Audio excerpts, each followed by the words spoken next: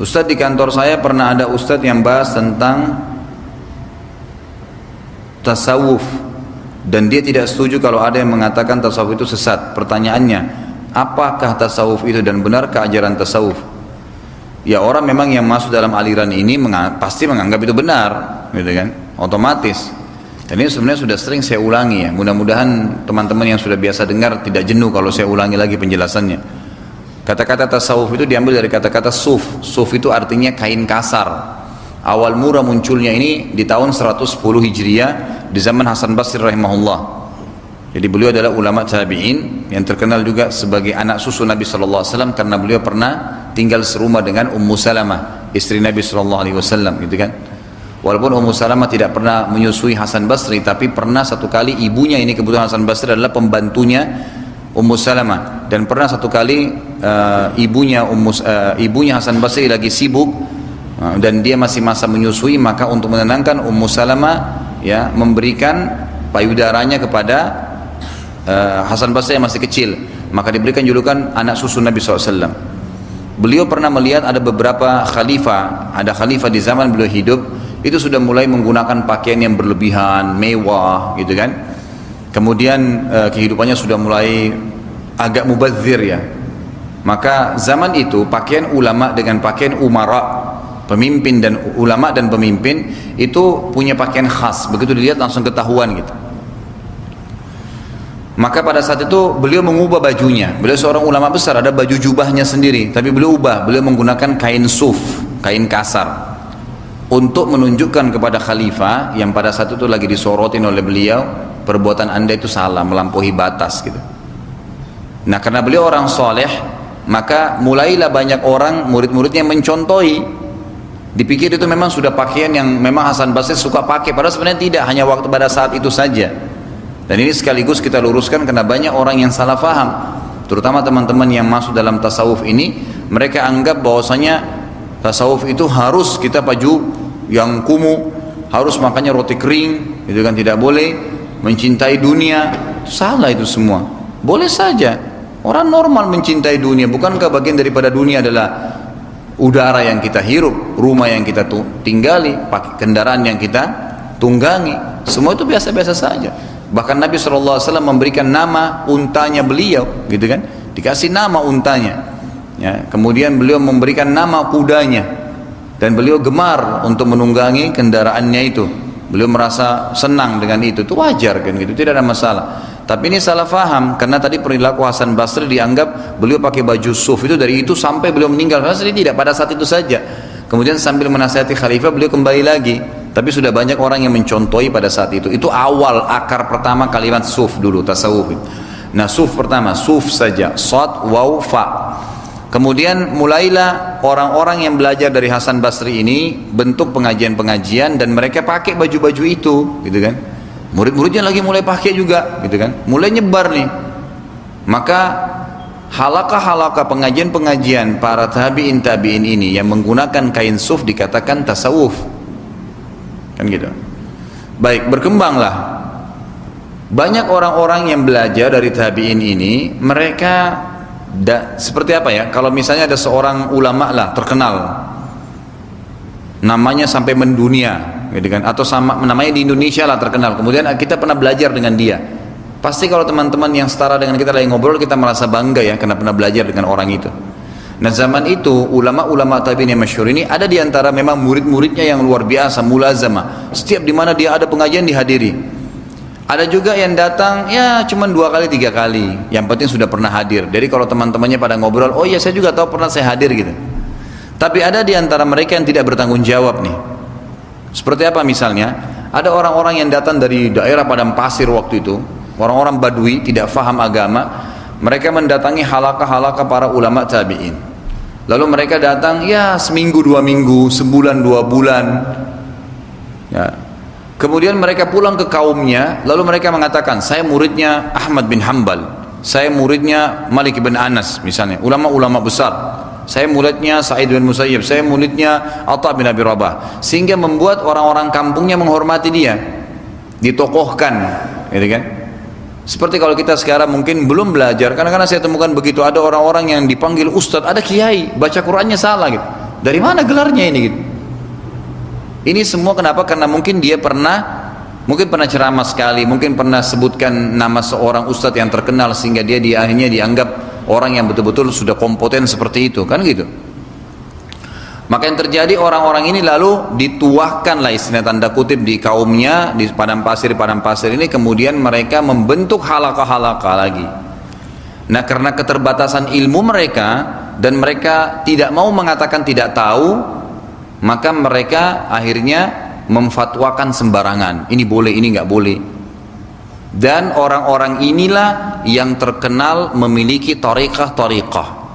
Kalau bahasa Indonesia tarekat. Apa itu tarekat? Diambil dari kata-kata tariqah, jalan-jalan, jalur-jalur. Artinya tariqah itu maksudnya adalah, atau tarekat itu jalur jalan untuk beribadah kepada Allah, tapi sesuai dengan versi mereka masing-masing ini. Maka ada tarekat ini, ada tarekat itu, ada tarekat ini, macam-macam tarekat-tarekat. Nah, ini semua asalnya muncul dari orang-orang yang tadi. Makanya kita temukan teman-teman kita yang belajar tarekat itu, mereka asas-asasnya itu membedakan antara syariat dengan ma'rifat. Padahal syariat itu adalah di dalamnya masuk ma'rifat kepada Allah Subhanahu wa taala. Ini enggak. Bahkan ada bahasa yang jelas itu di kalangan orang-orang tarekat yang sudah merasa dirinya sudah level tinggi, mereka menganggap kalau orang awam memang belajar syariat, tapi kalau orang yang masuk jadi sufi, maka dia cukup mempelajari atau ma'rifat sampai akhirnya pada tingkat hubungannya dengan Allah itu dia berhubungan dengan cara dia.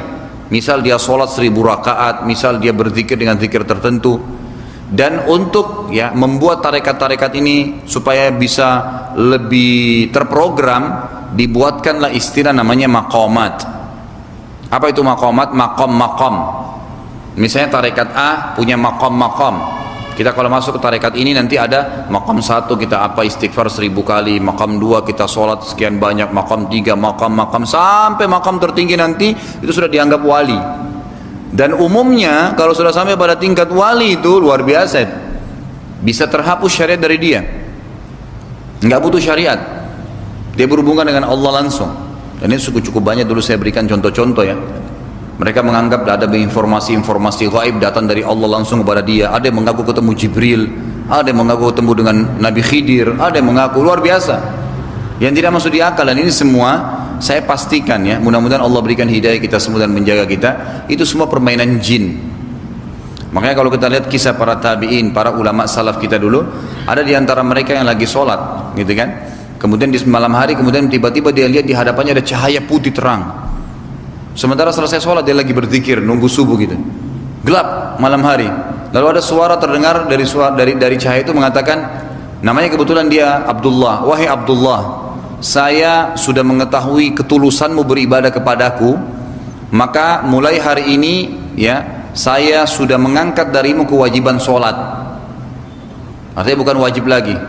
Maka si Abdullah ini mengatakan dalam kisah, dalam riwayatnya, maka saya langsung mengatakan a'udzu billahi minasyaitonir rajim, kamu pasti setan dan bukan suara dari Allah ataupun malaikat. Tiba-tiba hilang cahaya itu. Ditanya oleh teman-temannya waktu dia ceritakan kisahnya, kenapa kau bisa pastikan itu setan? Dia bilang nggak mungkin, Allah mensyariatkan sholat, Nabi Muhammad SAW sampai meninggal tetap syariat sholat tidak pernah dihapus. Kenapa bisa tiba-tiba suara itu mengatakan diangkat kewajiban dari kamu? Bentrok dengan hukum Allah gitu kan? Berarti dari setan, dan memang betul. Begitu mereka kadang-kadang mengelabui. Makanya saya pernah ketemu dengan salah satu tokohnya waktu itu di kota Makassar itu, ngobrol, dia biasa konsultasi dengan saya, tanya-tanya masalah agama gitu. Saya juga tadinya tidak tahu kalau dia salah satu tokohnya gitu kan, tapi saya tahu dia masuk di dalam salah satu tarekat tertentu, saya nggak usah sebutin. Lalu dia ngobrol-ngobrol sama saya, dia selalu bilang di tempat ini sering datang berita gaib nih, saya kalau salat 2 rakaat saya langsung dapat ilham. Wah, ini luar biasa yang dapat ilham gitu kan. Nah, Nabi SAW aja waktu menunggu berhadap agar diberikan kemenangan Allah di perang Badar, beliau sampai berdoa sampai luar biasa gitu doanya, sampai Abu Bakar mengatakan, ya Rasulullah, ya kasihani diri anda. Kata Nabi SAW, tidak Abu Bakar, sampai Allah memastikan aku mendapatkan apa yang aku inginkan. Terus beliau berdoa alaihissalam, Terus ini orang cuma berdoa sekali atau salat satu kali langsung kemudian dapat petunjuk macam-macam dari Allah gitu. Ada yang mengaku ketemu Jibril, dia ngobrol sama saya itu hari lalu, dia bilang, kalau saya sih masih begitu levelnya, ada teman saya lebih hebat Ustaz. Oh bagaimana itu? Langsung dia bilang, waktu saya lagi duduk sama-sama, langsung dia bilang, shh diam, itu Jibril lagi senyum dengan saya.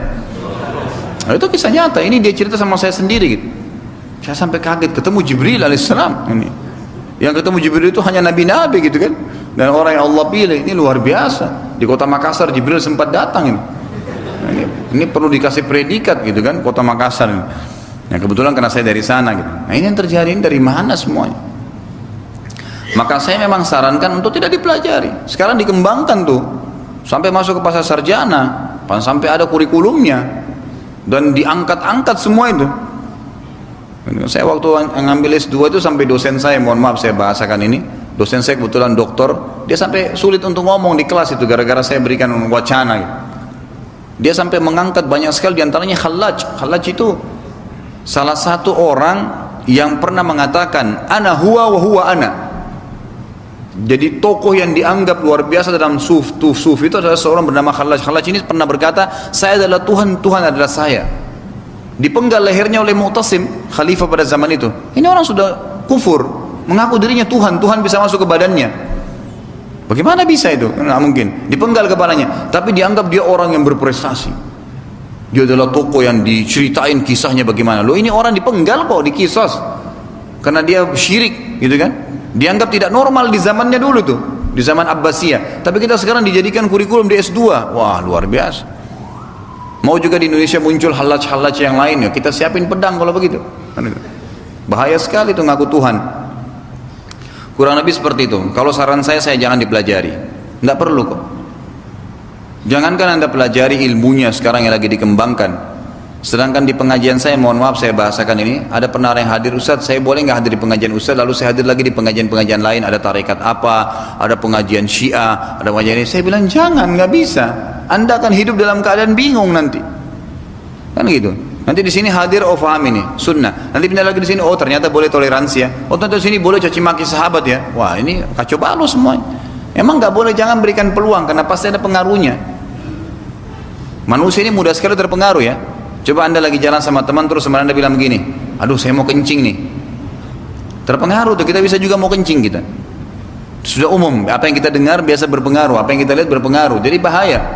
Makanya jauhi semua yang bisa merusak akidah kita gitu.